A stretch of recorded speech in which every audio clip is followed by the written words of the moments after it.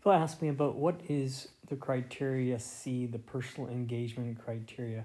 Well, the whole math exploration is trying to do some kind of aim. Everything you do is intended to be done to make your aim successful. And when you do personal engagement, you're problem solving.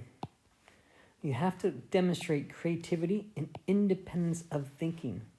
It's how you interact with the mathematics. Your creativity, your curiosity into solving the question. You leave nothing unturned. You think creatively to solve the problem. You're not going through a rote procedure, but you're actually taking interest into solving the problem of your creation that you've created. It's not about how much fun you think it is. I often think about personal engagement is looking forward, whereas reflection is looking back on the results that you've done. And sometimes the looking backwards spurs you on to looking forward. And so these two do often go hand in hand, and they're cyclical.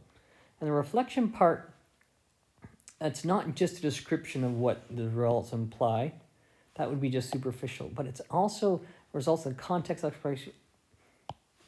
The factors lead results can be meaningful reflection. To be critical, you also need to focus on the strengths and limitations of the mathematics. Surprised, you'll still see students engage in modeling to what might be causing errors, make no attempt to qualify them or provide bounds for the results.